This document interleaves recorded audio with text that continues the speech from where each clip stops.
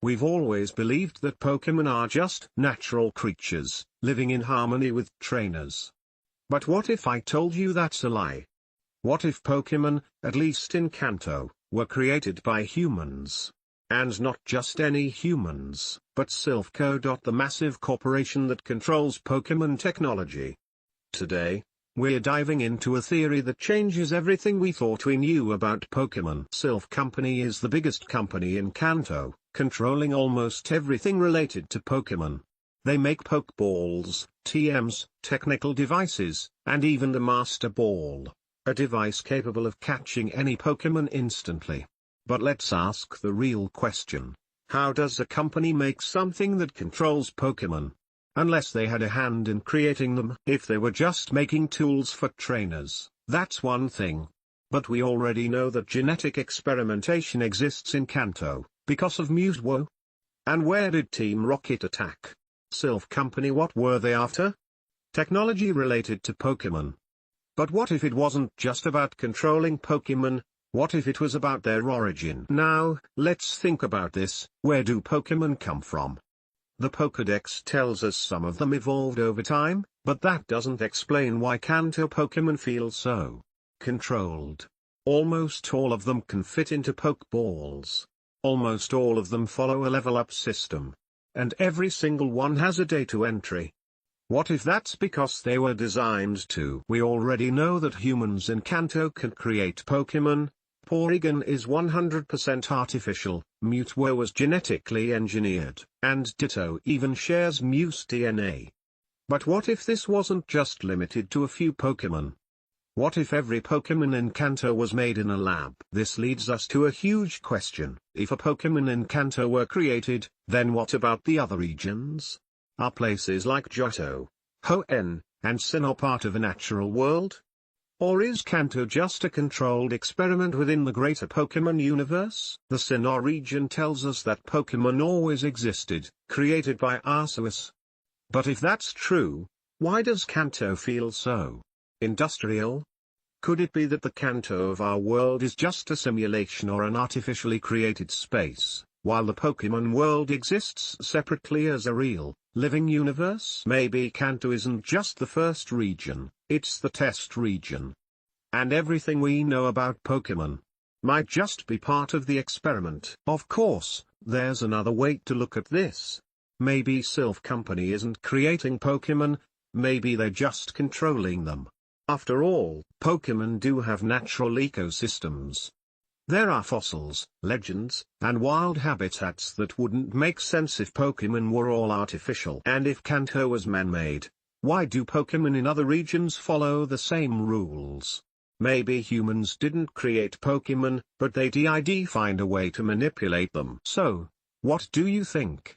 Did Silph Company secretly create all the Pokémon in Kanto? Is the Pokémon world a real, living universe separate from ours? Or is the truth something even bigger? Let me know your thoughts in the comments, and if you love deep Pokémon theories, be sure to like and subscribe for more. What if I told you that Pokémon Generation 1 isn't just the first Pokémon region, but the core of the entire Pokémon universe?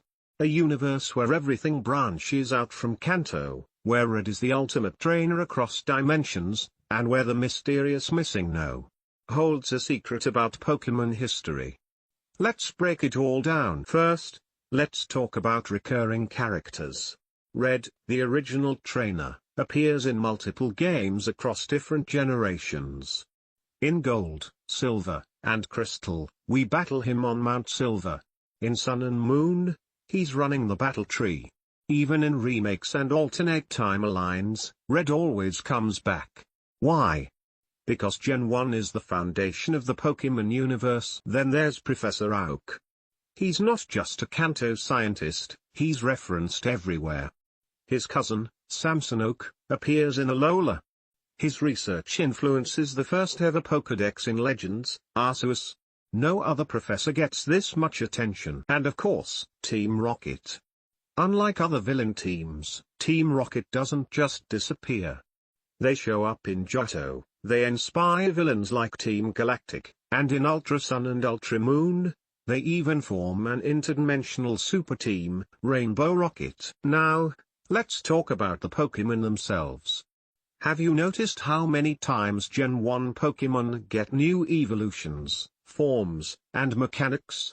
Just look at Mega Evolution. Charizard and Mewtwo are the only Pokémon with 2 Mega Evolutions. Then we got regional forms, Alolan Muk, Galarian Weezing, Hisuian Voltorb, all from Gen 1. And even when Gen 4 introduced new evolutions, many were from Kanto, Electivire, Magmortar, Rhyperior. It's like Game Freak keeps returning to Kanto as the baseline. Now, here's where things get really interesting. Missing No. This glitch Pokémon only exists in Gen 1, and it might actually be a hint that Kanto is the core Pokémon universe. Some theories say Missing No represents forgotten Pokémon, Pokémon that were supposed to exist but got erased in Sun and Moon. When you delete Pokémon from the PC, the game references a corrupted Pokémon similar to Missing No. Could this mean that Pokémon outside of Gen 1 are unstable in the core universe? Are there glitches in the timeline? It makes you wonder. Of course, we have to consider the other side. If Kanto is the core universe, why does Legends Arceus focus on Sin instead? Arceus is literally the god of Pokémon. Wouldn't that make Sinnoh more important? Then there's the multiverse theory. In Omega Ruby and Alpha Sapphire, and in Ultra Sun and Moon, we see that Pokémon exists in multiple timelines. Maybe Kanto is just the most important one, but not the only one. So, is Gen 1 the core Pokémon universe?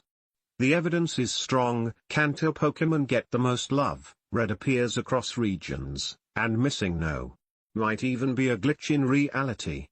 But with alternate timelines and Pokémon history dating back to Sinnoh, there's still room for debate. What do you think? Is Kanto the true center of the Pokémon world, or is it just nostalgia making us think that? Let me know in the comments below. Thanks for watching. If you love deep Pokémon theories, make sure to subscribe for more. And remember, every great trainer starts their journey in Kanto. Or do they?